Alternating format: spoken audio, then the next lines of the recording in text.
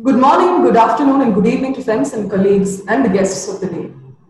I welcome you all to the LEX PONDER 2020 International Webinar hosted by NKM Law Chambers with the support of the Asia Pacific Forum for International Arbitration. I am Varsha Sridharan, Advocate and Principal Associate at NKM Law Chambers, and I will be moderating today's webinar. Before we begin today's session, a couple of key points to all the participants. Please keep your videos turned off and the audio on mute. At the end of the session, we will be taking questions from the participants in the chat window. Thank you for joining and supporting us. The topic for today's webinar is COVID-19, the pandemic, the resultant change in legislations and enforcements world over, and the inevitable commercial impact of the same. The influx of the coronavirus over the first quarter of the 2020 year has in fact inundated most parts of the world by the second quarter, with most nations having imposed total shutdowns and lockdowns and the international borders being sealed from travel in and out. The COVID-19 pandemic has caused immeasurable impact on several industries at the global level. Travel and tourism, sports and leisure, banking and finance being some of the many to have felt the blow of the pandemic. And this specifically is why we are here to understand what measures have been taken in various jurisdictions across the world to balance the concerns of the public health on one hand, and the economy on the other, and the possible legal implications of these measures in the commercial sector. I'm sure we will be better enlightened at the end of today's webinar, wherein we have a dynamic panel of speakers who are professionals with rich experience in the field of public law, international arbitration, commercial and corporate advisory, and litigation. I'm extremely privileged to be introducing today's panel of speakers. Firstly, we have with us Ms.Preeti Bhagnani, who is a partner at White Case LLP, New York. Her focus is on international commercial and investment treaty arbitration, and she has handled a range of disputes spread over the energy, natural resources, financial services, pharmaceutical, and infrastructure sectors. Next, we have Mr. Jonathan Lim. Mr. Jonathan is a counsel at Wilmer London, and he represents governments, companies, and individuals in complex international disputes. He has also advised governments on several public international law issues, apart from being appointed arbitrator himself in arbitrations seated in Europe and Asia. Next in the panel is Ms. Virginia Lombardo, who is currently the head of legal at ABB Power Grids, Italy. Ms. Lombardo is highly experienced in the contract drafting and review, corporate governance, legal advice, and consultancy to all business functions. She also provides her service in litigation, patents and trademarks, M&A, and credit recovery to various businesses. Next, we have with us Mr. Fawd El Mehdi. He is the General Counsel and Board Secretary at the Al Fahim Group, United Arab Emirates. He has rich experience working in various in-house roles with top corporate giants. He also has a fair share of experience working as a corporate lawyer for prominent and international law firms. Finally, on the panel, we have Mr. Naveen Kumar Murthy, with whom I have the privilege of working. Mr. Naveen Kumar Murthy is the founder of NKM Law Chambers India. He's a qualified legal practitioner focusing on litigation, arbitration, and corporate advisory, and has dealt with a wide range of matters in the areas of corporate law, insolvency law, commercial dispute resolution, and arbitrations. He advises several corporate giants, including the big four audit firms in the country. I thank the panel members for agreeing to join us and support this endeavor. Without any further delay, I now open the floor to the first speaker of the day. Ms. Preeti, the floor is yours. Thank you. I want to thank Naveen and NKM Law Chambers for organizing this event and for inviting me to join the conversation. I will discuss some of the public health and economic measures that states in North America have adopted to address the pandemic, including measures that have been controversial both domestically and with foreign investors. I'll also discuss the impact of the measures on litigation proceedings in the US and arbitrations. And in the second half of the presentation, I'll focus on the commercial impact of pandemic-related measures on a couple of key sectors, oil and gas, and the financial sector. I'll start first with the public health measures. As Varsha just mentioned, across the world, we've seen states adopt social distancing measures to control the spread of the virus, closing borders, imposing lockdowns, closing non-essential businesses. And the actions that have been taken in North America have followed this trend. But beyond the social distancing measures, many states have also adopted public health measures that often involve intruding on private property rights. For example, we've seen states nationalize private hospitals and order the production of medical equipment.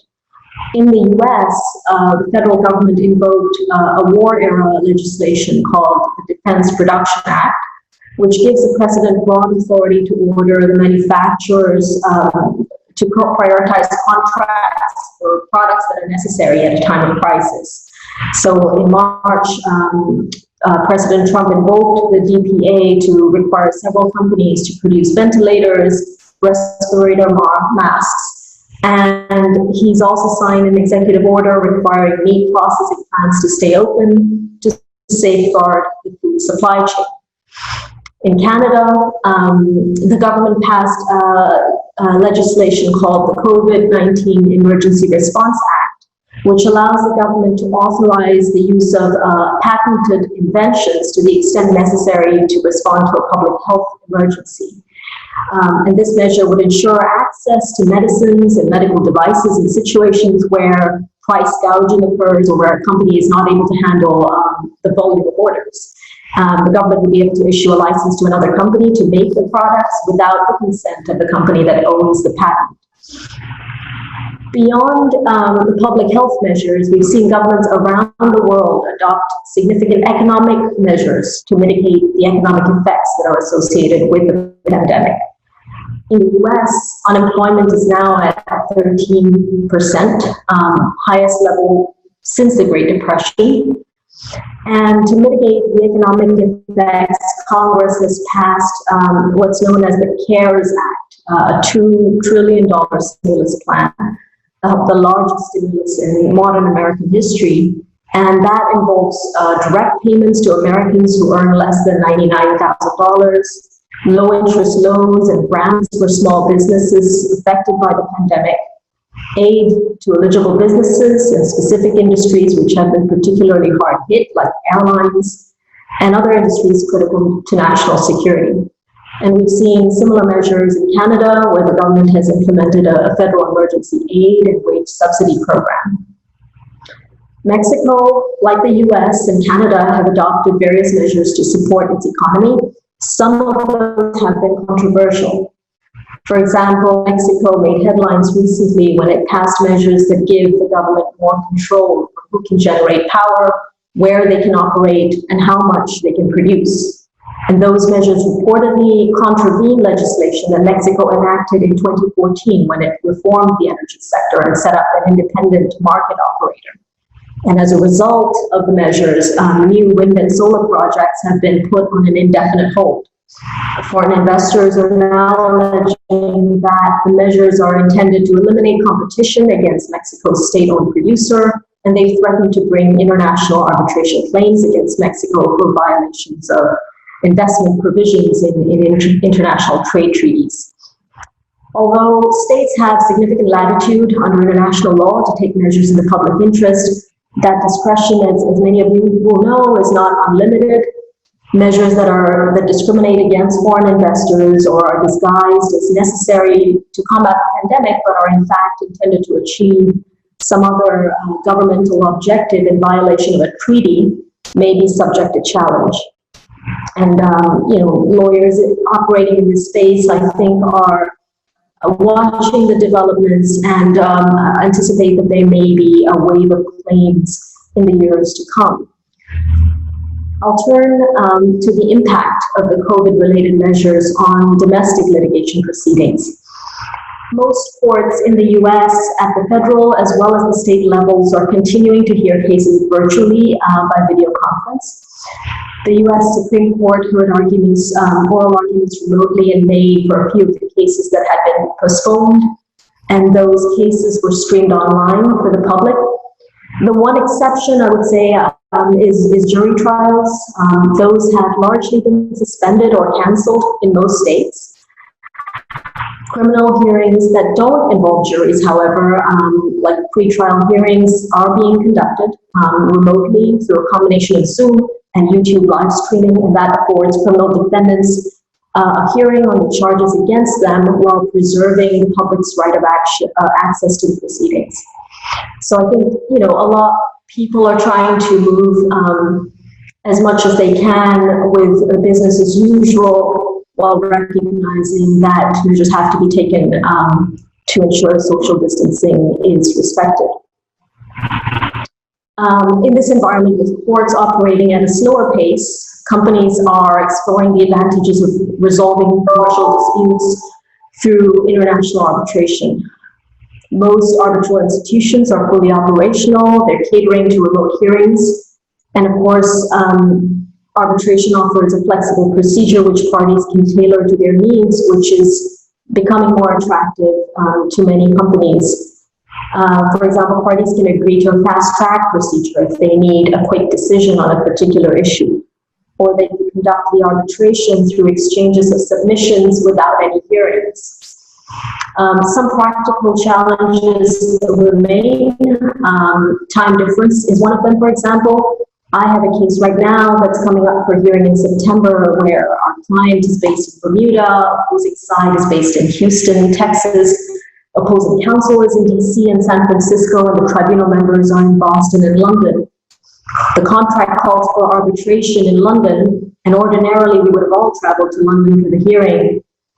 If the hearing proceeds virtually, of course, the tribunal will need to juggle at least 4 different time zones to make sure that neither party is unduly disadvantaged. Switching topics, I'll discuss briefly the commercial impact of pandemic-related measures on 2 major sectors that I practice in, the oil and gas and the financial sector. In the oil and gas space, we've seen a momentous drop in U.S. oil prices in April to almost negative $40 a barrel. And that has had massive repercussions to the sector. The government has tried to support the sector. For example, in the US, it has started giving energy companies temporary breaks on royalties that they pay to extract oil and gas from leases on public lands. But with the dramatic fall in oil prices, disputes in the oil and gas sector are likely to increase. And I think they will increase in at least 3 categories. First, the decline in prices may place strain on producers and make drilling plans uneconomic. That increases the risk that parties raise force majeure defenses to excuse non-performance in upstream oil and gas agreements. Second, there's a risk of litigation around stalled projects which impact the construction and manufacturing companies. Construction companies might seek extensions of time, and disputes will arise over whether the employer or contractor bears the risk for crisis-related costs. And third, in the long-term contracts for gas supply are likely to see the repricing formulae triggered, and that may lead to disputes.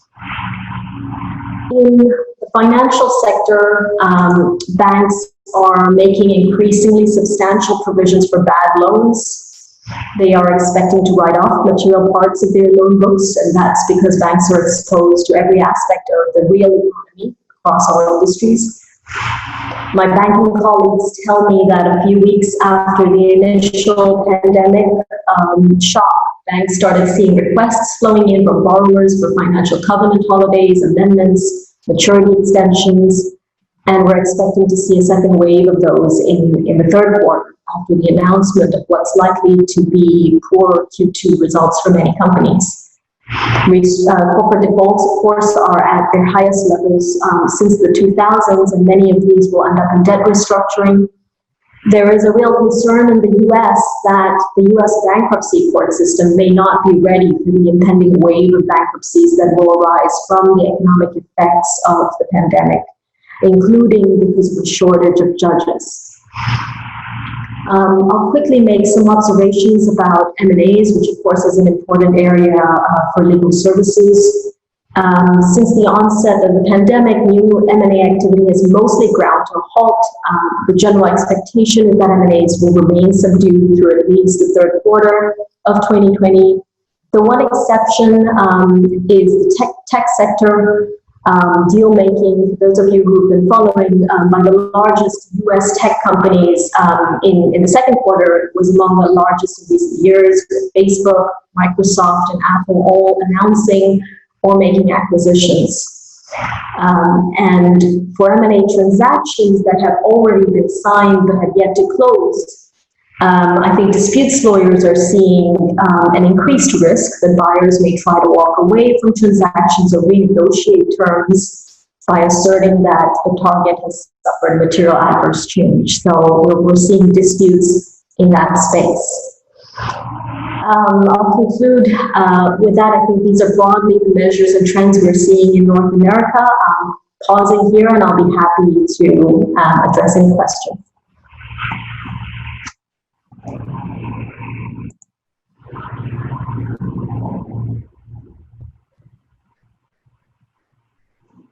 Thank you, Preeti, for providing an overview of the public health measures undertaken by the governments and the implications of the same on foreign investments and international trade relations. And it is indeed an expected result of the courts physically closing down and slowing down that the commercial entities would be resorting to alternate dispute resolution options and international arbitration being the most preferred of all. Thank you, Ms. Preeti, for the insightful comment. Next up is Mr. Jonathan Lim, counsel at Wilmahale. Over to you, sir. Hi, good evening from Singapore. Thank you first to NKM Chambers for having me. It's a real pleasure to be here with you virtually. One of the effects of the pandemic has been on everybody's haircuts. And I'm glad to say that the lockdown has eased in Singapore enough for me to have gotten a haircut so that I don't appear before you to hirsute. I've been asked today to address the UK and Singapore. I will focus my remarks on certain legislative changes as they affect contractual performance, as well as the impact of the pandemic on contracts. I'll start with legislative changes in the UK and Singapore, and that will form the context for some of the discussion I hope to engage in about contractual obligations and what position they are in as a result of the pandemic.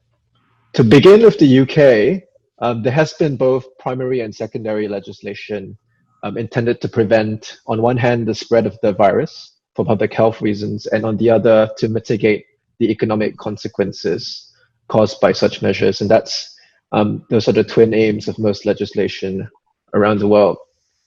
The Coronavirus Act 2020 was enacted on the 25th of March. It is an exceptional piece of emergency legislation that puts in place a number of unprecedented measures, including restrictions on movements, requirements for certain premises and businesses to close, certain rules on gathering sizes of people, and as well as other regulations relating to the supply of food and emergency health services. Because it's a relatively draconian set of powers, it is time limited as a safeguard, so these powers remain in place for a maximum of 2 years and are to be reviewed every 6 months. I'll focus on some of those that will have some kind of implication on contracts. So just to give you a few examples, Section 50 of the Act confers powers on the UK government to suspend port operations. This kicks in when the border force, which maintains security checks on those ports, is under-resourced and unable to maintain the usual security standards. But obviously, as you all understand, the restrictions on ports can have knock-on effects on other suppliers of goods and services. Sections 82 and 83 deal with non-payment of rent. And so they provide that for a period of 3 months, certain leases of commercial premises cannot be forfeited due to non-payment of rent. So this is meant to protect commercial tenants. Obviously, retail companies have come under huge strain.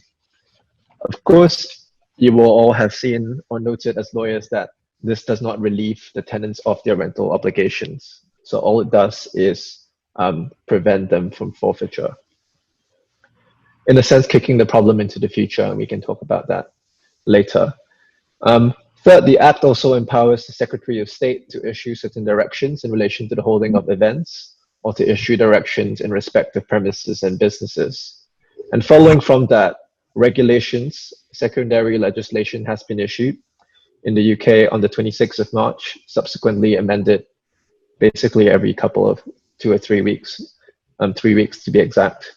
And these, in general, give law enforcement authorities and police officers the powers to require the closure of premises and businesses, restrict certain business activities, restrict movement, and restrict gatherings. So for our purposes, some of these include, obviously, as you're all aware, in most of Europe, well, actually not true anymore, but in London especially, and in the UK, businesses that produce food and drink for consumption are not allowed to sell food and drink for consumption on the premises. Certain businesses in Part 2 of Schedule 2 must cease to carry on their businesses altogether. These include nightclubs, spas, indoor fitness facilities. If you look at the law more carefully, it used to be a broader restriction on fitness facilities, and now it's restricted to indoor facilities. And there's now an exception for elite level athletes, and that's obviously meant to ensure that the whole world gets to enjoy football again. But there are also other impacts of this law, this regulation on businesses. It requires businesses that provide holiday accommodation to stop their businesses, except in certain circumstances. There are other proposed reforms in the UK as well. So there's discussion about moratoria on debt and reform to the insolvency regime in the UK. And although that is made more acute by the recent pandemic, these are reforms that have been under discussion since well into 2018.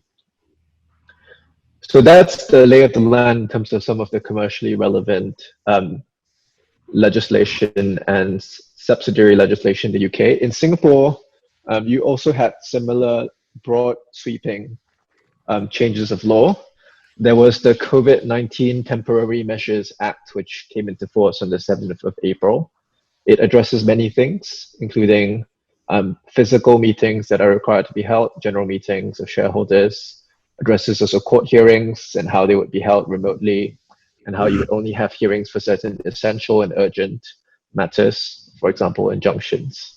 I'll focus on Part 2 of this Act, which may be more interesting and unusual. It deals with temporary relief to businesses and individuals who cannot perform contracts caused by COVID-19 and the pandemic.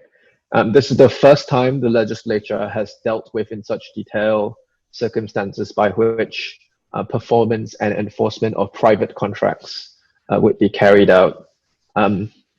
And essentially, it covers obligations that are required to be performed from the 1st of February 2020, or contracts entered into or renewed before 25th of March 2020. Interesting, because I said earlier it was enacted on the 7th of April, so it's actually retroactive to some extent.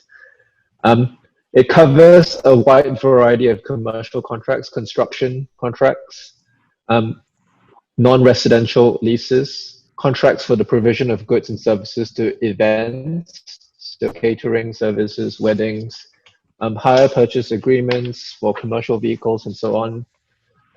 Certain loan facilities, secured loan facilities granted to small and medium-sized businesses. So what happens for all these contracts? Under Section 5 of the Act, where a party's non-performance of his or her contractual obligations is to a material extent caused by COVID-19, then the Act prohibits a party to the contract from taking certain legal actions against the non-performing party. So what is prohibited? It prohibits court and insolvency proceedings, prohibits enforcement of a security over immovable or movable property. In the case of construction, prohibits calling upon performance bonds, which are very critical in construction contracts. It prohibits terminating on leases in commercial premises. effectively, it's a moratorium on the law being enforced in these contracts, except where you have chosen international arbitration, because the list of prohibited actions is limited to arbitration under the Arbitration Act in Singapore.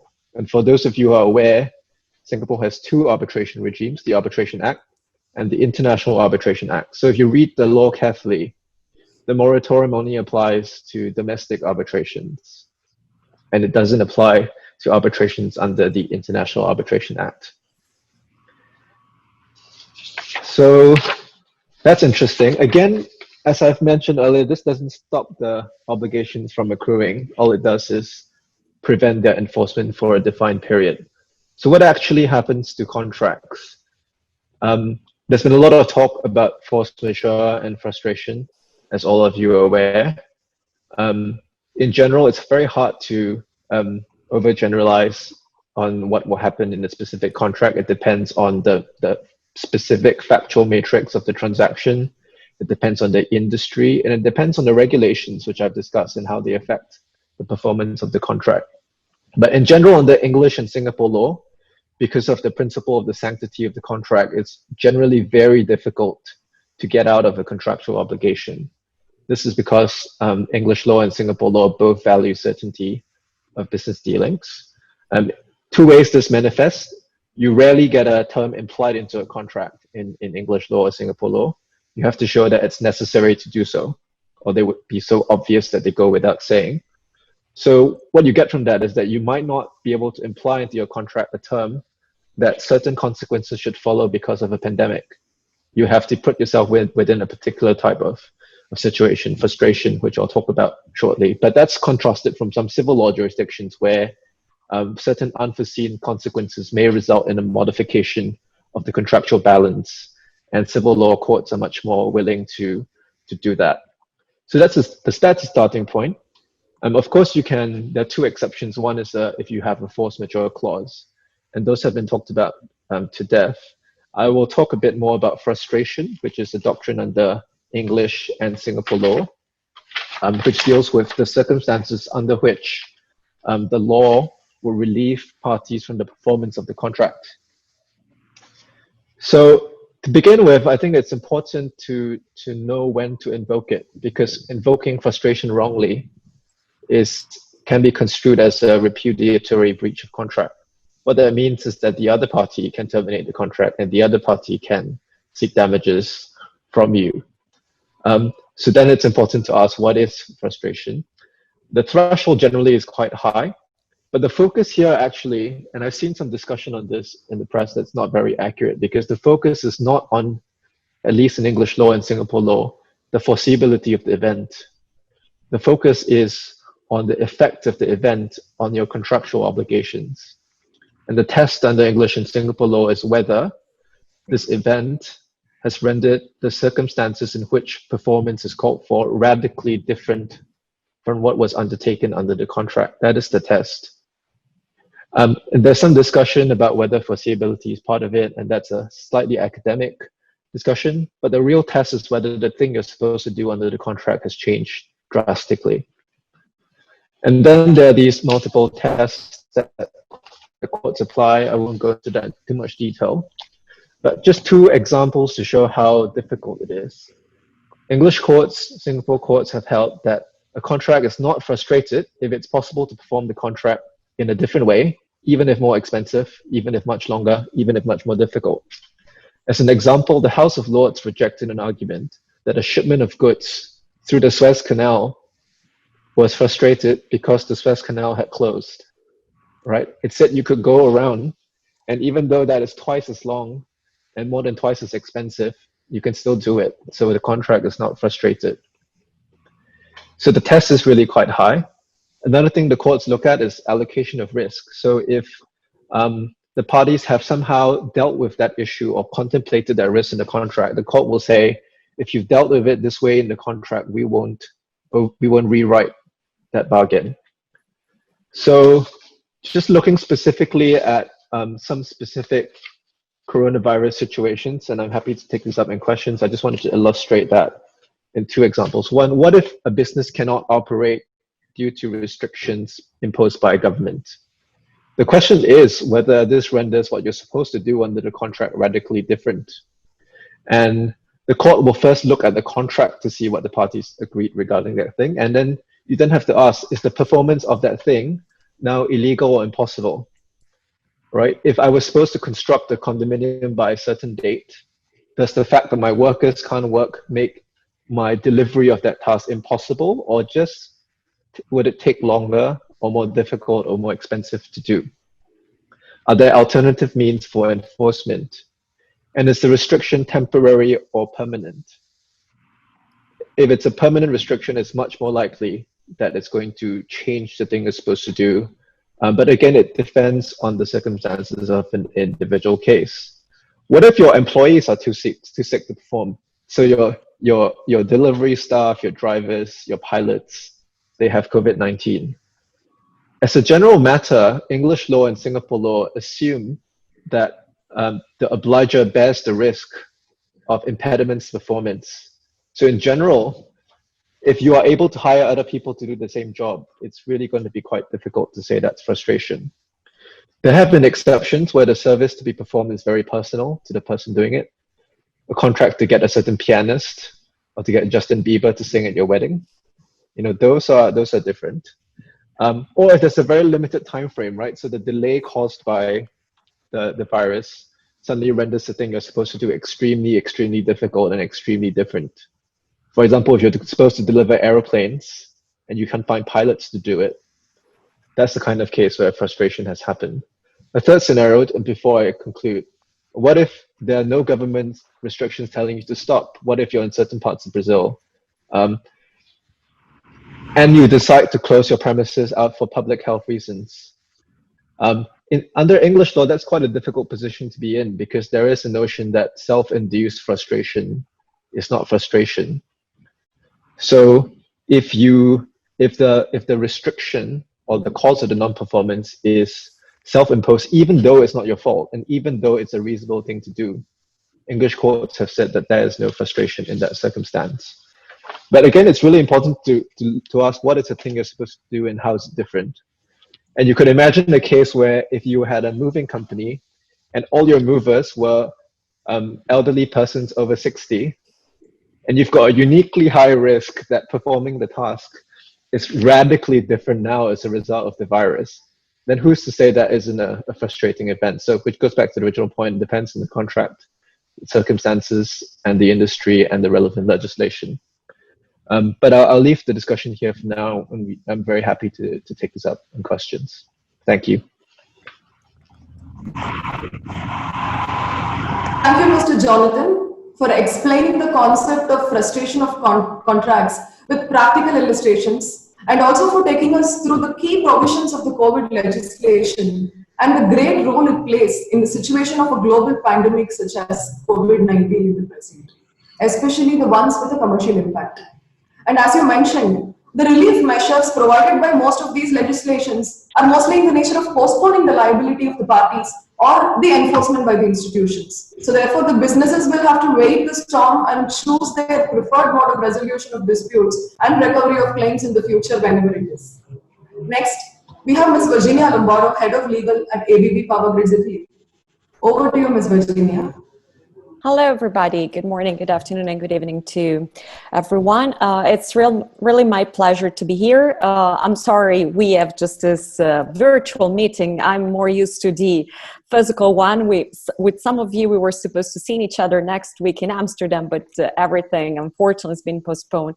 But I think it's a really great occasion to first of all, have the chance to speak and discuss with such eminent speakers we have today. I'm very, very glad to have this opportunity. I think that each of my colleagues will, as given us, and the one who will follow me will keep going with some overview that is going to be very interesting, because each of us has different perspective due to the fact that, of course, we have different background, we live in different places, and also with the fact that we're different people, and we, of course, have our map to set all the things that happen in our life. What I would like to talk today is a little bit about the overview of the COVID-19 in Europe, and most specifically about what happened in Italy. Because I think it's pretty important to start with setting some points. First of all, when we talk about Europe from a geographical point of view, that we talk from a more geopolitical point of view with the EU, we think that we are talking about one big country.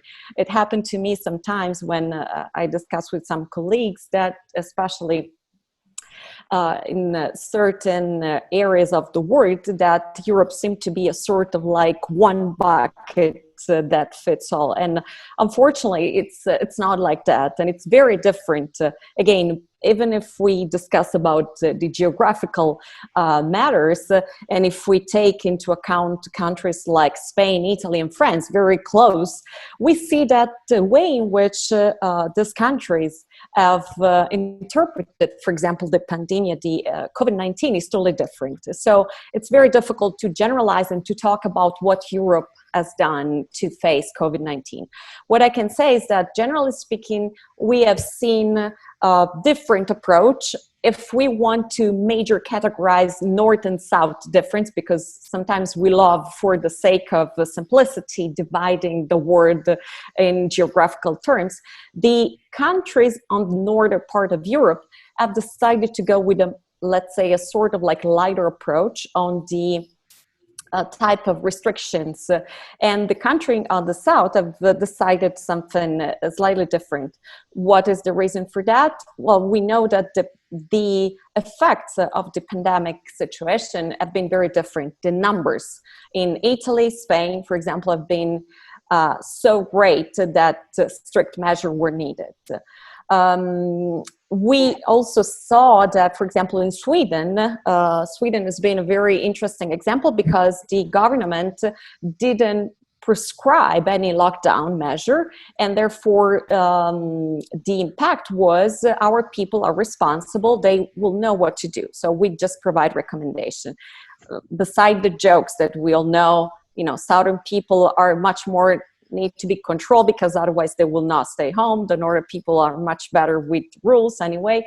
But beside all that, I think it's very important to see what is going to happen from an economical point of view, from an overview of the employment side, not now, but probably 6 to 10 months from now, because I strongly believe that we will not be able to make any comparison until we have all the data. Now we have data on the people. Unfortunately, numbers in Europe of people who died are more than 2 million, and this is definitely a huge, enormous number with differences among countries. But again, I don't want to, focus specifically on the health situation, because we already know a lot of that. I would like to see how this has been translated from a juridical point of view, especially in Italy, because I would like to briefly show you what have been the instruments used by the government, because I strongly believe, from what my colleagues have said so far,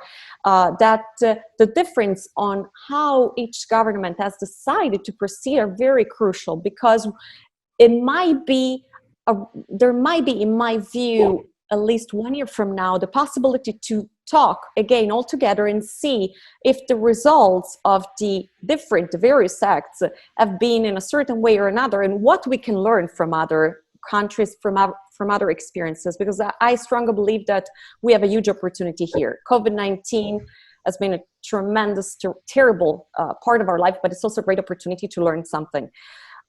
In Italy, what happened on the 31st of January has been a declaration of our president of the ministry, Conte, who declared, after the declaration in China of January 30th, he declared the 6 months of emergency. And honestly, for a lot of people, it sounds pretty weird because at that period of time, January 30th, when we heard what China said, declaring the epidemic, not the pandemic, but the epidemic only in certain part of China, everybody was kind of surprised by this decision. Now, the decision, actually looking at things right now, has been pretty wise. Now, what happened is that after that decision to declaring the emergency state for 6 months, it didn't follow immediately enact something practical. But there has been a waiting time to see what was going to happen. And then I'm going to give you a little bit of overview of what actually happened from a juridical and legal point of view. The first thing that happened has been a DPCM, and the reason why I'm telling you also the name in Italian is because I wanted to explain to you why certain instruments have been used, because they're not really what we, especially as a lawyer, would have expected probably.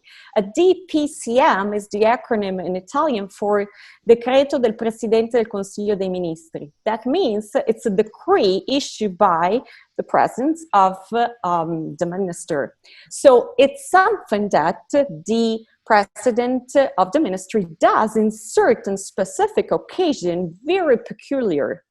Now, if you think that the DPCM that has been passed, the first one in February the 23rd, if I'm not mistaken, was the only one, you are out of the correct numbers, because we have practically lost track, but we are just as of DPCM as more than 12 passed in the few months. What happened is that the idea from a legal perspective have been to try to solve one issue at a time. Now, unfortunately, it didn't work very well, because we know that the first problem that we had in Italy was to try to close down and constitute what has been called the red zone in specifically the few points that on February have been discovered. Big discussion about patient 1, patient 0, coming from China, coming from Germany, right, wrong, correct, not correct. But at that point in time, that seemed only a very limited health situation. So nothing was decided on the legal aspect, on the economical situation, because it seemed to be at that specific point in time with that DPCM that the important thing was to close down the red zone. You probably have heard the name Codogno, Lodi, the places in the north of Italy where there was this huge amount of people getting sick. And that was supposed to be the first and only measure, but that didn't work, because we all know that there's been a second DPCM. So again, the same type of legal measure, a decree that was issued by the president of the ministry, to say something different, to say, okay, now we have that red zone, but that's not enough. So we're going to expand the red zone, again, from a health and perspective, and we're going to make sure that the people in that red zone, much bigger, are not going to go out or do anything except if it's absolutely emergency. And there were the 3 categories. And the zone now were 2 regions plus 14 provinces of Italy. And then was still basically on the health and safety issue, but nothing really specific for the changes in the regulation, from the changing in the production, for example. Now things, as you know, have been again changing, and from the red zones we moved to the orange zones. Italy became a full orange zone because the number of the people getting sick, the number of people getting, unfortunately, dying also, were increasing exponentially. So the first thing that we saw was an incrementation of the way in which our government, through the DPCM, has decided to regulate the health and issue part. So first of all, making sure to narrow down the possibility of moving in the area that was, very difficult to contain. Then we saw a second step after all this, and after this was happening for very few days. So if you take a look at the DPCM, if somebody of you wants to have a look of all the acts that have been passed between the DPCM, the DL, the ordinance, and so forth, it's very interesting reading, because there are pages that have tried to, and websites that have tried to collect everything with a lot of difficulties. Honestly, it's been a very difficult legal exercise just to explain to somebody. We had difficulties as lawyers. People, normal people, let's say, that don't have a juridical background, were very, very much in difficulty on that. So going back, after the 2 DPCM that have increased, and then the third one with the orange zone, then we moved in March to the DPCM that was starting, closing up not only the possibility for people to move around, but also the production center. So basically, all the shops, all the manufacturing side, everything started to be closed. And therefore, we started having a problem with, of course, the economic part, the people that were not really able to understand what was going on, and with the actual kind of like total lockdown. It's not, I'm not saying it was really total, because the essential services were kept open with the attachment to one of the DPCM, including certain companies. For example, the company I worked for was always considered an essential one, because one of our customer is the electrical company, the main electrical company provider in Italy. So we definitely needed to work in order to make sure that we were able to deliver all the parts for them. But beside that, so we have seen a production, a huge legislative production, but not in the way that normally used the parliament that goes and, you know, provides the law. In a way totally different, using the instrument that normally is the exception to the rule. The DPCM and then the DL. The DL, it's a legal or law decree, decreto legge. It's another instrument that has been used, I would say 3 times as the key, because there have been several DL, but the 3 that I'm going just to refer pretty quickly are the most important one, and have been used with this formulation, DL, meaning that the government was the one in charge of passing the law. So it's not a real law in the sense that we know how normally works in the parliament, but the government as a temporary, let's say, validity of that legislation. So meaning that the DL, it's not perpetual. It's not like a law that will be enforced until, for whatever reason, will be superseded by something else. The DL is a limited validity. It's a temporary necessity. And all the measures that we have seen so far from a legal perspective have been taken basically by DPCM and DL. The DL, you may have heard of this DL Cura Italia, that means to cure, to take care of Italy. You may have heard the liquidità decreto, meaning this temporary law on debt, and the relance, trying to find a new step to move forward. So the government tried to do basically 2 things: stopping everything and trying to limit the spreading. We saw that at the beginning was not really so easy, because we saw the numbers still increasing. After the end of, let's say, the end of April, that was going better. So from one perspective, trying to stop everything, and we know, of course, from a pure economical perspective, is a disaster, especially for how Italy works from an economical perspective. We still have many small to medium companies, many small to medium or family shops and companies. So these are the targets that have been impacted by all this. And from the other perspective, beside limiting and locking down, stopping all the activities that were not necessary. And speaking about the legal background and the legal setup, we have basically in the DL that was passed in March 2020, Article 83 was trying to contain how the judicial system was supposed to work during this time, with a sort of difficult because there were indicated some alternatives. So when you provide alternatives, is always good from one perspective, on the other it can create confusion. So now we have a situation where, from a legal standpoint, more specifically from a judicial standpoint, in court we have basically a lot of hearing postponed, because that was a possibility, the postponement after June 30th. The hearing that was not postponed were actually made at, let's say, so closed door type of situation, but again, very few, because the majority have been postponed.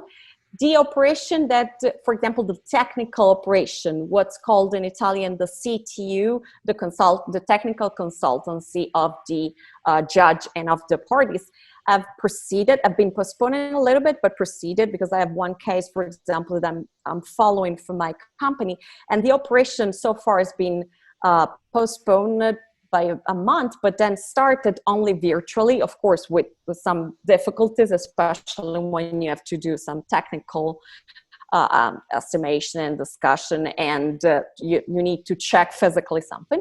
But what I can say is that on this specific case, the decision has been very different depending on the tribunal, depending on the judge, depending on the situation. When you leave a lot of possibilities, you of course made something very good because you have options. On the other hand, there is a little bit of a disalignment and imbalance on that side.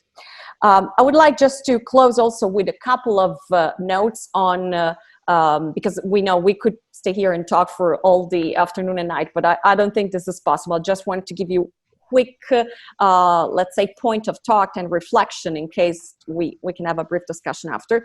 But a couple of other points I wanted just to make. The companies have been affected because there has been some increasing of timing, for example, extension of timing for approving the balance sheet.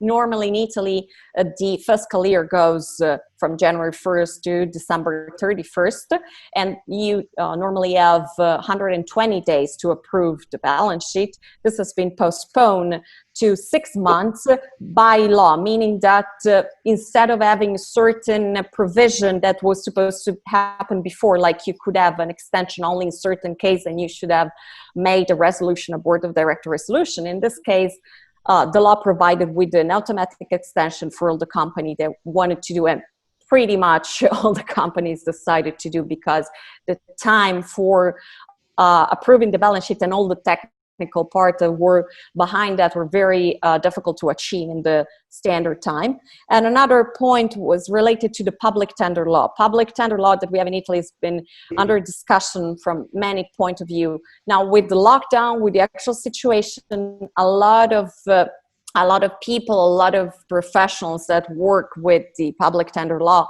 have stressed again the necessity to review and to make this more efficient, but always keeping the actual standard, and even improving the actual standard for competitivity and for integrity in the business. So the apparently has been even more known and clear to everybody that the public tender law needs to be a little bit reviewed and needs to be, let's say, debureaucratized, like many things in Italy. Because one of the things that happened is that the lockdown and the COVID-19 showed us in many sectors that we still have a lot of room for improvement on the digital side and on the debureaucratization side.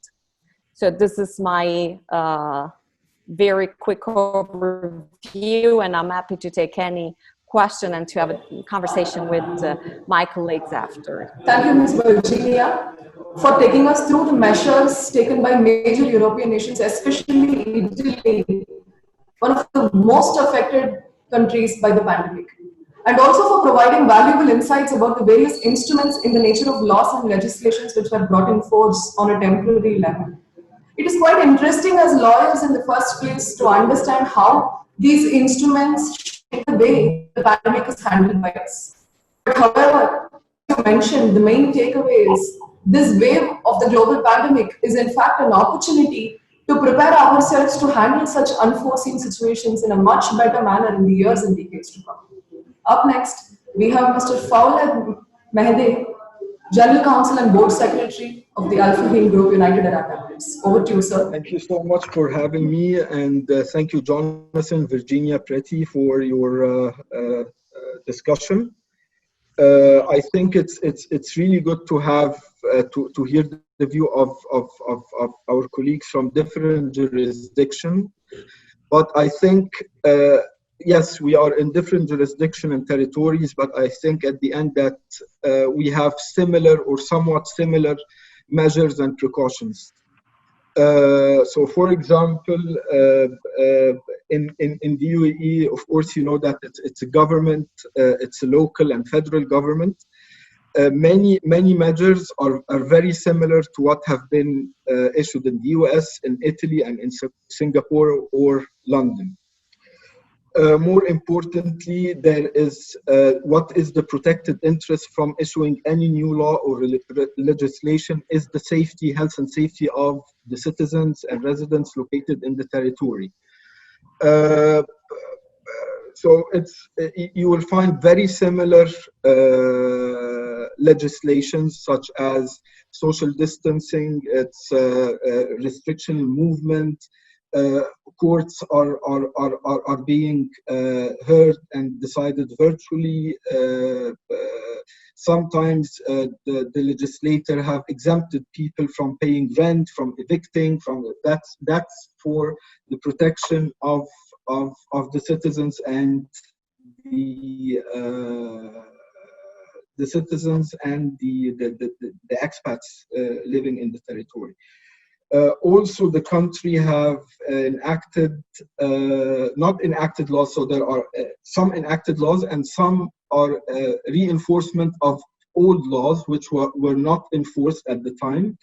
So, for example, there is a law issued in the 1981 as amended from time to time with different diseases is called the Prevention of Communicable Diseases, which set up all the what we are living now, the quarantine, the social distancing, how the people are treating each other, so it's already been drafted and enacted long time back, and it has never been overruled, but now it's reinforced by the government through directives and through regulations by the entities and ministries. Also, it's very important to mention that the government was very proactive in limiting the economic implications, such as the central bank have issued or took an initiative to inject funds in the economy, in the private sector and public sector, to limit the risk over the companies. So, for example, all corporate entities are exempted from paying the installments of facilities and syndications they have with banks. And also this applies to individuals.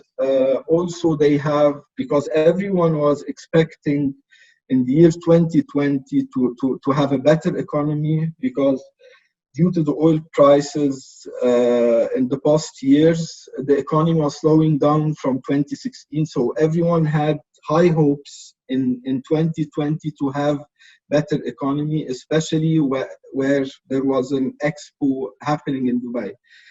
But unfortunately, when the matter was disclosed by China in the 31st of December 2019, that nothing will, everyone expected that the economy will get better. Nothing happened. So the government have helped the companies, helped the private and public companies. And more importantly, they have also assisted the private companies to reduce the salaries of employees. So this was very a quick action which was implemented by the government here and by the Ministry of Labor to reduce the salary of employees a certain percentage. And from the other side, they were supporting the employees from other sources. So for example, if you have a 20% of salary, you can have the right to have a 20% off of your rent. You can postpone the payment of your installment with bank. So this is the kind of measures which have been implemented, and I'm okay with this. I'm happy to answer any questions you may have.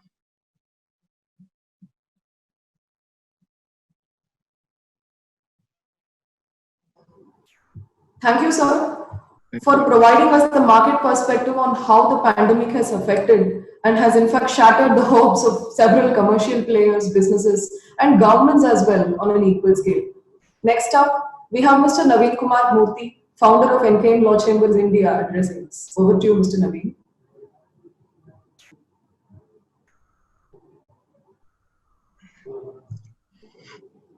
Good evening, the respected guests who joined us today.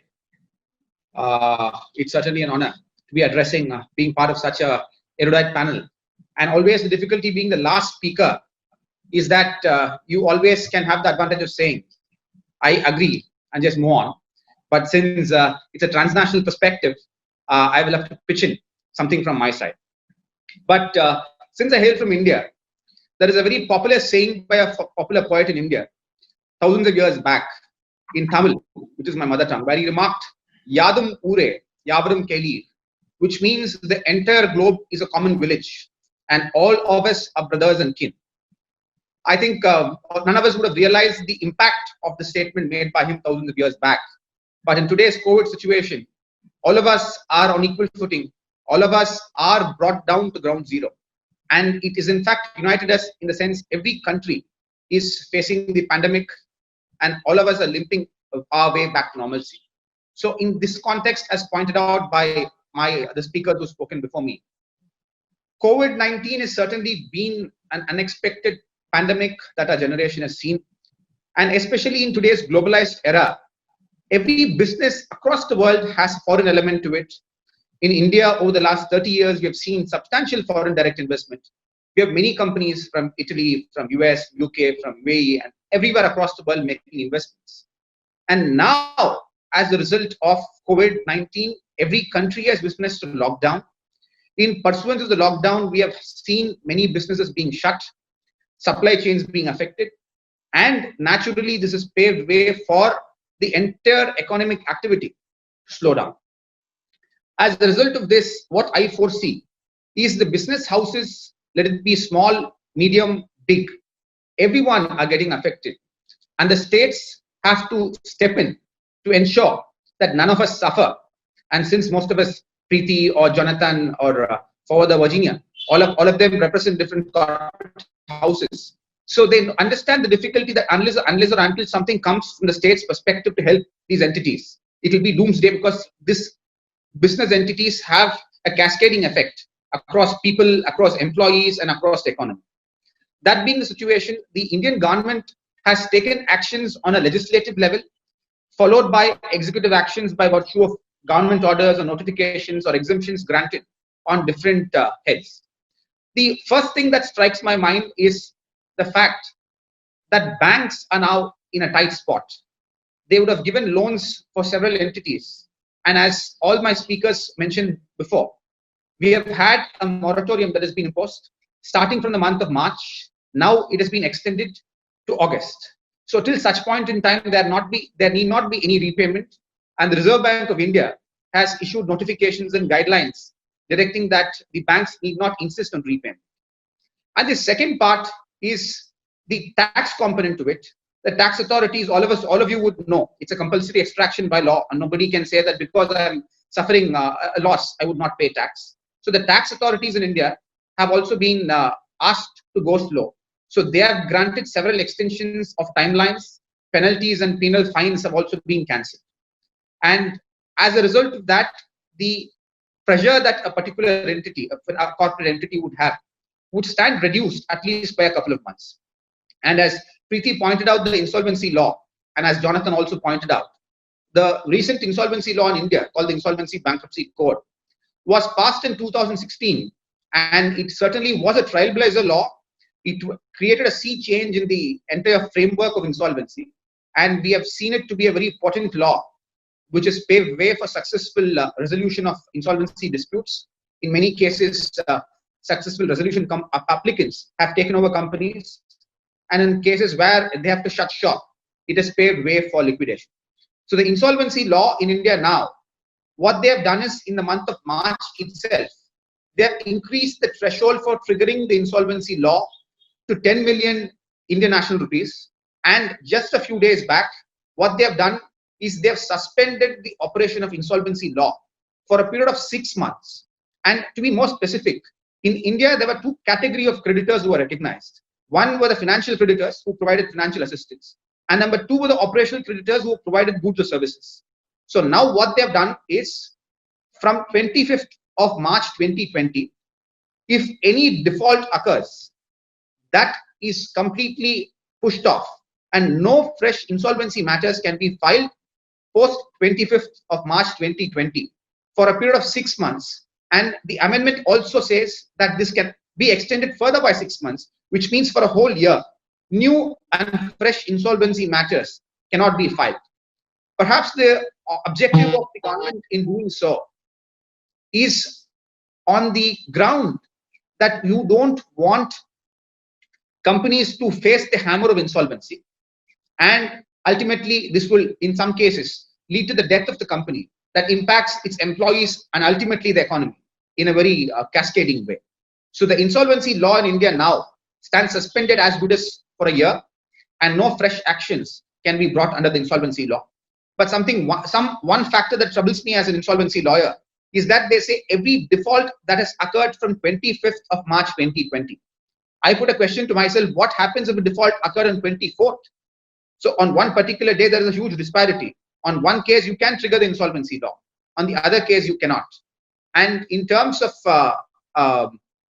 force majeure and contracts, it's something that is a very troublesome aspect that bothers all of us as lawyers, because insurance companies now will not be taking covers because a pandemic like COVID perhaps would not be an insured peril to cover it as a insured peril to extend the insurance policy. As Jonathan pointed out, it was a Suez Canal case where he pointed about the difficulty in force majeure, and where the UK courts have held a commercial non-viability or a commercial difficulty cannot be construed to be an impossibility to plead frustration or to invoke force majeure. And I am reminded of a judgment of the Hong Kong court, which all of us might feel relevant. It was in 2004 when we all know that SARS, the predecessor of COVID, struck several parts of the world. It was a case of a lease where a tenant who just moved into a property had to be isolated for 10 days. And he pleaded that as an outbreak of SARS, he cannot perform his duties as per the conditions of the contract, and he pled frustration. The Hong Kong court has said that this cannot be construed to be a force majeure event because SARS is not an event that is construed to be making it impossible. Maybe for a few months or a few weeks, he would be put to commercial difficulty. But on a longer run, it was construed not to be a force majeure event. And ultimately, it went against a lessee who tried to take defense under the force majeure clause. And more recently, just a couple of days back, the Delhi High Court, which is the High Court in the capital of a country, dealt with a similar situation where a company pleaded against invocation of bank guarantees, saying that you cannot invoke it because as a result of COVID-19, we have incurred serious losses and we would not be able to honor our commitments. The Delhi High Court candidly has said, again reiterating the same principles what was reiterated by the UK court in the Suez Canal case and by the Hong Kong court in the SARS case, as I would describe it to be, stating that a commercial non-viability or a commercial difficulty cannot at any stage be construed to be a force majeure event and ultimately decline relief. So as all of us would see, in the months to come, we would be seeing a lot of cases where our potential clients or many companies could be taking defense under the force majeure clause. But I'm quite skeptical whether we will be able to manage to get a favorable verdict for them, considering the fact that courts have always been quite conservative about force majeure. For instance, if it's a natural disaster like a tsunami or a hurricane or a typhoon, maybe the courts might be a little more different. But this being a pandemic where it actually does not affect the physical aspect of the matter. Of course, we are all in a lockdown, we are confined in our homes, but that does not give us a ground to plead that it's an impossibility to perform a contract. And as Jonathan pointed out, if it's a construction contract and a specified timeline is prescribed, maybe you might take an extension by a couple of months, but you cannot plead impossibility. And one more thing that strikes me that I would point out is in India, we have had a slew of executive orders that have been passed. And as Preeti pointed out, healthcare equipments are something that has to be taken care of. So there have been several exemptions granted for manufacture of hand sanitizers, masks, PPP equipments, and gloves. And the government is ensuring that in this hour of crisis, these people who manufacture it are motivated to ensure that public at large are benefited. And even in India, there is a classification of districts as red, orange, and green. And in Chennai, which was construed, I suppose, would have been orange, is turning red by the day. We have seen a lot of cases rise. And as all of you would know, India being the second populous country in the world, it's quite certain that infections might increase for some time till there is a lull in the virus. And one more aspect that I would like to point out is the impact that these contracts would have on a longer run. Today, as pointed out, if certain business entities are falling down, it gives an excellent opportunity for hostile takeovers or opportunistic takeovers. And sensing that there might be a hand involved where foreign players by FDI route could possibly try to strangulate the businesses, India in April has taken a conscious decision that the automatic route of FDI investment stands suspended for the time being. And if at all any FDI has to come, it can only come through the government route. This protects any opportunistic takeovers of companies that might be facing difficulties temporarily. And I find that this to be a good measure. But one thing that I feel that India could have done, perhaps, is to have a comprehensive law like the Singapore law or the UK law, where the parliament has passed an exclusive law to tackle COVID, indicating A, B, C, D parameters that have a long-standing effect, so that I honestly believe now, courts, as Virginia pointed out, till June 30th, even in Chennai and all over India, even the Supreme Court yesterday has announced that we'll only be having courts through video conferencing. Even arbitrations are happening only through video conferencing, and physical courts will not resume. And in India, many cases, only important matters are taken up. So this being the scenario, and of course, as I told you, the IBC and the other laws have been suspended, we would see an influx of matters coming in the next few months, especially pleading that impossibility of performance of contracts, especially considering the force majeure events. And I believe in India, if we have had a law to point out A, B, C aspects, it would have certainly helped. And I hope that the government might consider doing something in the near future. And one more aspect is regarding the payment of wages that has come to the Supreme Court recently. Recently, the Ministry of Home Affairs has issued a direction to all companies in India that despite the fact that you might be facing financial difficulties, you will have to pay your employees and your workmen, and you cannot escape your liability, despite you might have commercial difficulties, as I told you in force majeure. The Supreme Court has considered and is seized of the matter now, and it has stated that you cannot press these companies to pay the employees, because in some companies, they might be having financial difficulties. And if you insist them on paying their employees their full salary, you might as good as push the companies into insolvency, or you might ask them to shut shop. And the Supreme Court is seized of the matter. It has granted protection for these companies. And I believe that it might be a viable solution if the employees are able to take a haircut, maybe 30% to 20% from the top to the bottom, so that the companies can keep moving for some time, and then we can recoup in the matter of next few months. And one more aspect that I would like to point out is the impact that you can have on the airline industry, as Jonathan pointed out about flights where a pilot could not deliver it. There are two big airline industries in the world, as you might know, Virgin Australia and Air Mauritius. They have declared for insolvency. And all of us would know that the airline industry from March, April to May have completely been shut shop. No flights took off from any part of the world except the cargo flights. So I believe that ensuring that industries like the airline industry are given some benefit will in the longer run help these industries stay afloat, because it has a cascading effect. And airline industries have an international operation. So I believe that the government should consider it. And I believe India is also working something towards it. And in terms of real estate, there was an interesting judgment that came yesterday, where in India, there were a group of home buyers who were struggling to finish payment of loans. And now the banks refuse to give funds to them for ensuring they complete the payments for the houses.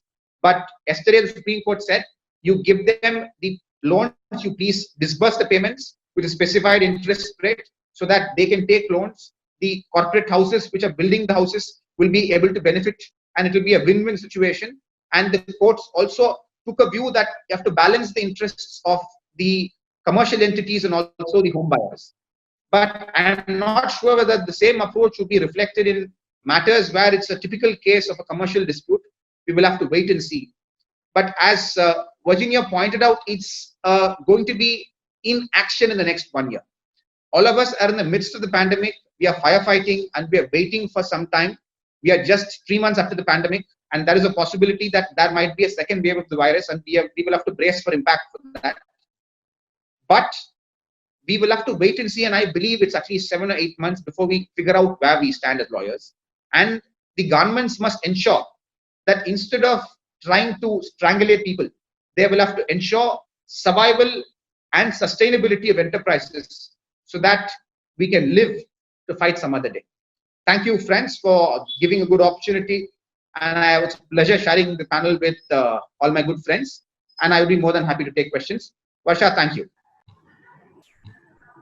Thank you, Mr. Naveen, for providing an overview of the various fiscal measures undertaken by the government, by the Indian government, to deal with the crisis as in the present, and also for detailing on the immense impact that the Insolvency and Bankruptcy Code over here and the recent major amendments made to it, including the suspension of triggering fresh insolvency applications for the time being.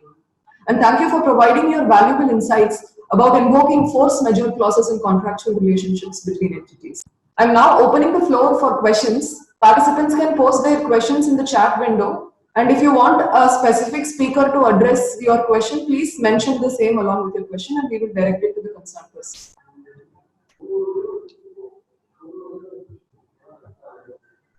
We have a couple of questions. We have a question. You can unmute the speaker so that we can answer. Yes, I'm unmuting everyone right now. We have a question from Mr. Rama. In India, in the context of public procurement and government contracts, the government has declared COVID-19 as a force majeure event.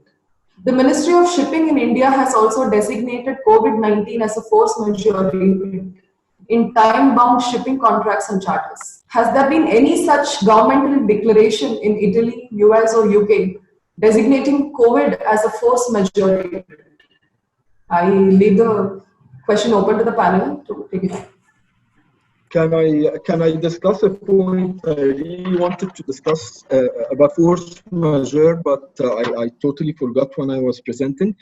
There is a very interesting article in the civil law, and I think it has its roots from the Latin system, which is the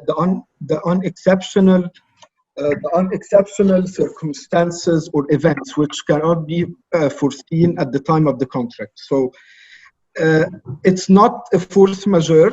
It's something temporary which can be applied for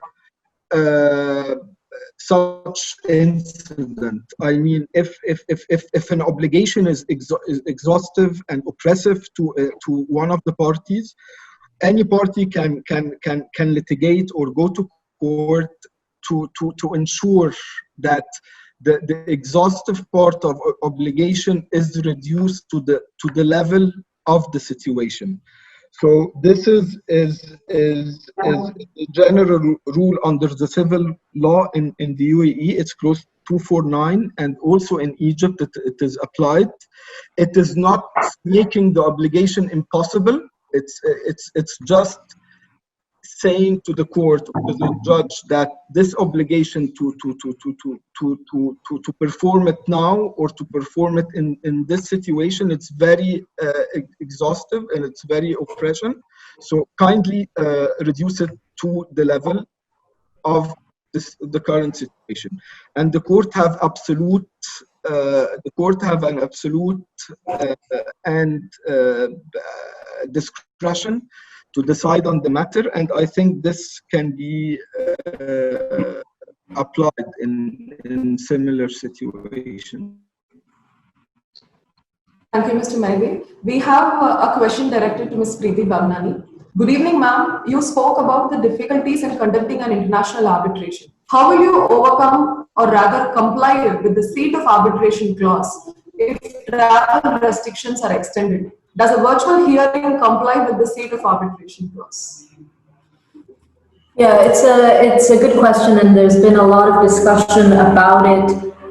You know, the seat, first of all, I think it's important to distinguish the seat of the arbitration from the place in which hearings are actually held, right? The seat of the arbitration typically refers to the legal seat rather than where hearings are held. So you can have a seat in London, you can have hearings in New York.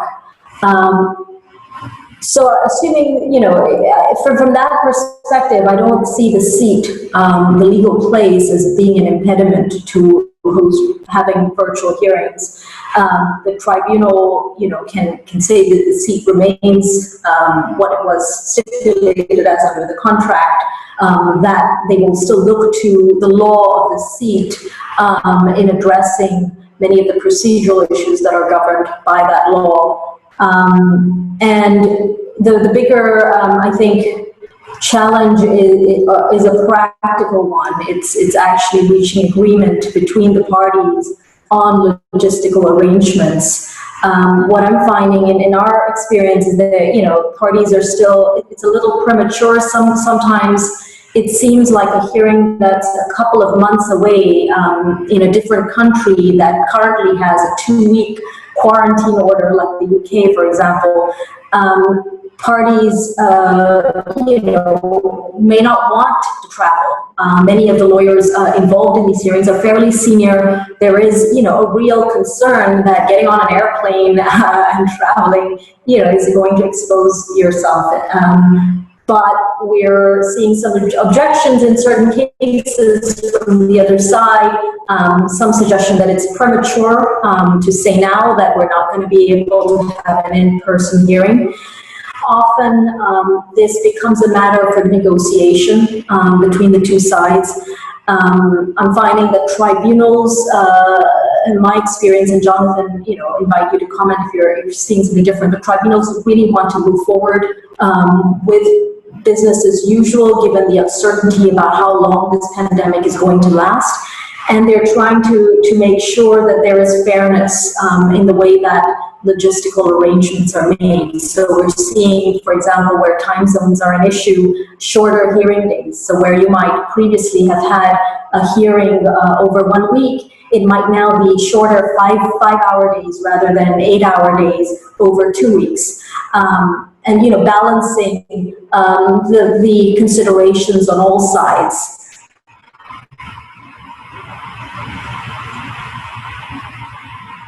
Thank you, Preeti. We have the next question directed to Mr. Naveen Kumar Murthy. The question is from Mr. Manigandan Natarajan. Good evening to all. The moratorium is given to pay EMI. The interest is accumulated when payment begins. Why can't there be a waiver of the accumulated interest during the moratorium? It's a very good question, and this was something that's troubling my mind for the longest point in time.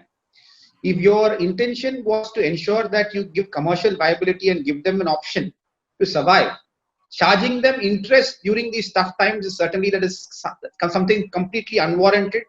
And as Mr. Manigandan said, I think it is better the government of India starts taking a serious contemplation and completely takes off this interest component of the payments. I understand banks would suffer, it's quite right. But when somebody is able to repay in spite of all these difficulties, you should not penalize him with an interest. And I believe that that's a wrong measure. And I hope the government stands corrected at the earliest. So we have a follow-up for that question. To all the panelists, from Mr. Sivakumar. I just want to know about the loan waiver schemes announced in various nations, whereas in India, it has only been postponed. So if any other jurisdiction has waived off loans during the COVID period, I leave the question open to the panel to address. Just very briefly, I guess, as I said earlier, at least for the UK and Singapore, loan obligations are not relieved, so they are still on foot. It's just that there's a moratorium on enforcement in Singapore. There isn't even that kind of moratorium in the UK, but they are discussing a moratorium on insolvency. So where the debts relate to the solvency of a company, there might be a moratorium, but that's still to be discussed. And that bill will only be passed at the end of June or early July at the earliest. So that's the UK.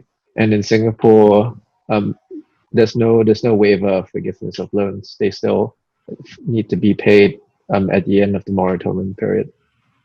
Thank you, Mr. Jonathan. So the next question is also directed to Mr. Jonathan. Good evening, sir. The question is from Mr. Sanjesh Mahali.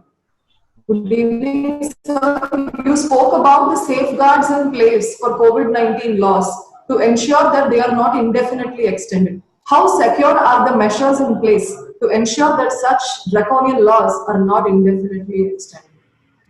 This is the question. That's an interesting question, and it's actually very complex, in part because, as many of you know, the UK has no written constitution. So I spoke about that issue with respect to the UK Coronavirus Act, and what you have is a legislative provision that limits the powers for 2 years, but they may be extended by an act of parliament. And this is because under the UK constitutional framework, Parliament is supreme, and so legislation is the supreme law of the land. There's no written constitution to trump that. There are unwritten UK rules, and I think you could argue in certain circumstances that where the government were to overreach, there may be some recourse. But unlike the US, for example, or India, there's no written constitution to constrain the government. Thank you, Jonathan. So there is, I think we will have this as the final question from Mr. Vasantakumar Venkateshan to Mr. Naveen. Yes. What is your suggestion to revamp the economy of India, and your thoughts on decriminalizing the petty offences which is mooted by the government? I think this question is more about how India and the legislative instrument in India is planning to bring measures in force. I think first, my good friend Vasant's question on economy, I confess I'm not an economist. So Vasant, forgive me if I am not able to give suggestions.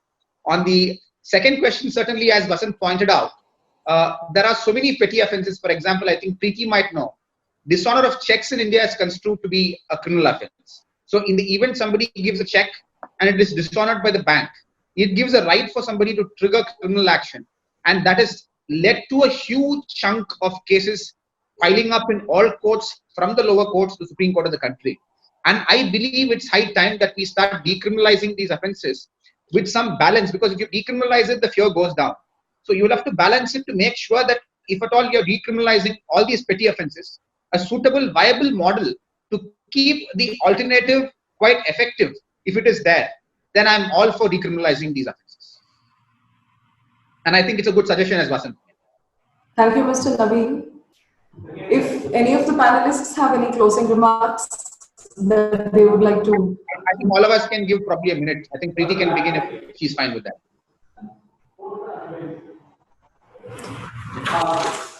I didn't have, an additional comment on that point, but I was interested to hear from Virginia and Fawad as in-house counsel.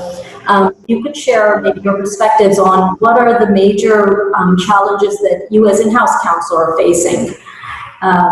Is it health and safety of people and labor issues, or is it supply chain and contractual issues? I thought I'd be interested in your perspectives. If you want, I can start very briefly. Well, one of the biggest changes I'm facing actually is that I'm going through a huge carve out. So from a corporate perspective, we as a company worldwide, we're basically facing day one in 19 days, and this is going to make a lot of changes. And the COVID-19 kicking in a few weeks before made everything more complex. Now, what I can tell you is that, especially during the month of March, I personally worked every day of the week, Saturday and Sunday included, because I was also part of the national team that we had, the crisis team.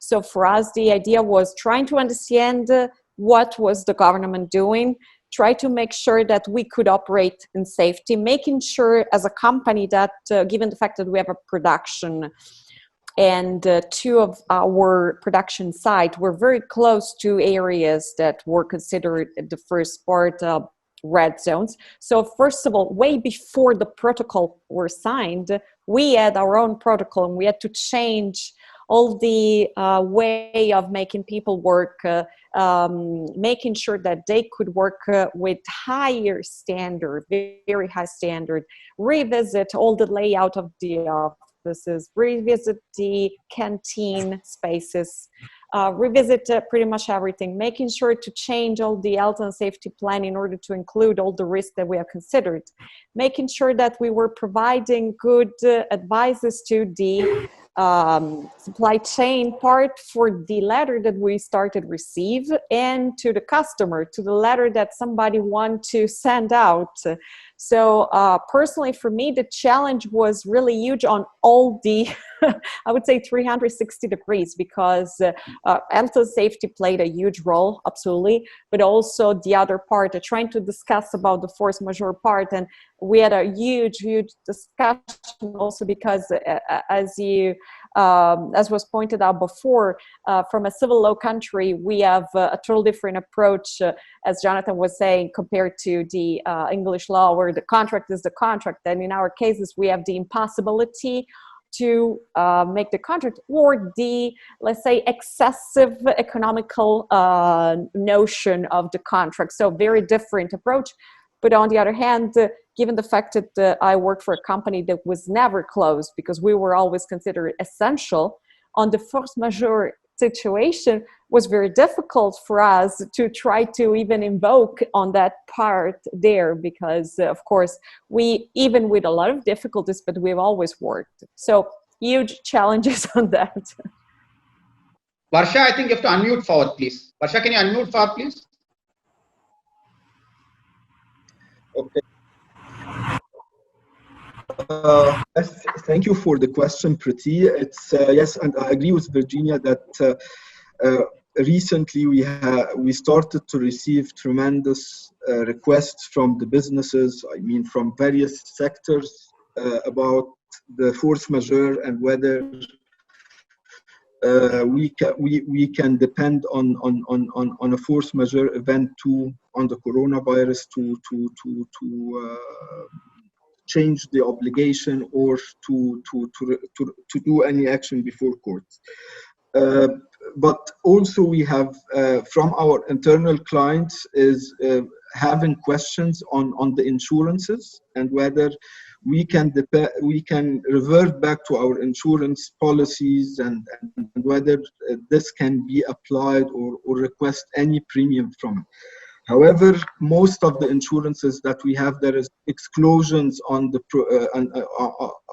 force majeure events, which is act of God, and it is defined under the contract.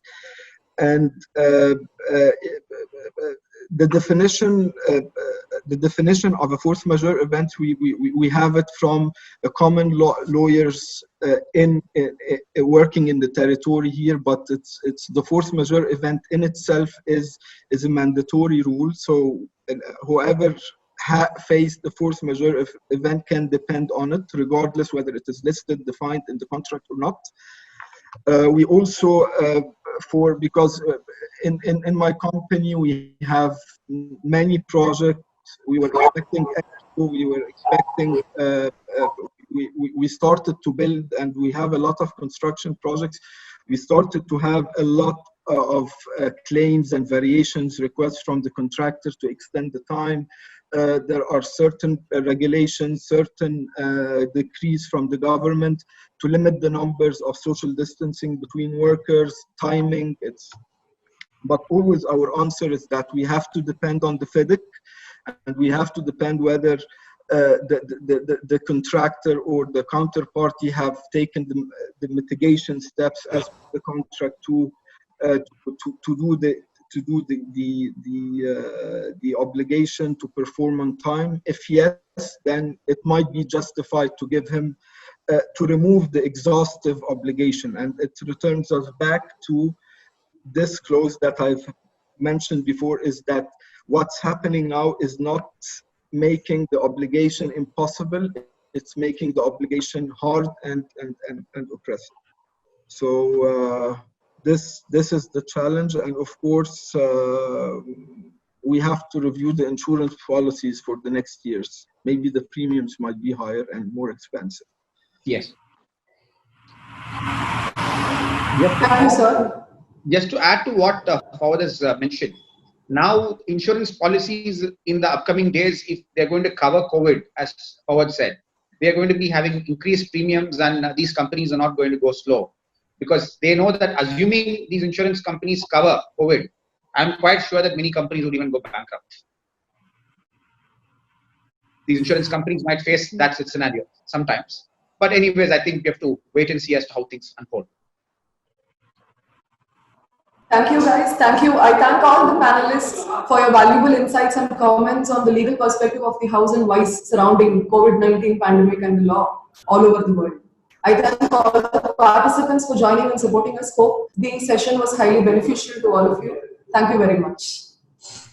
Thank you very much. Thank you, everybody. Preeti. Thank you, Virginia. Thank you, Fawad. Thank you, Jonathan. Thank you, it was a pleasure sharing space with all of you. With social distancing, of course. All of us are socially distanced for the longest point in time.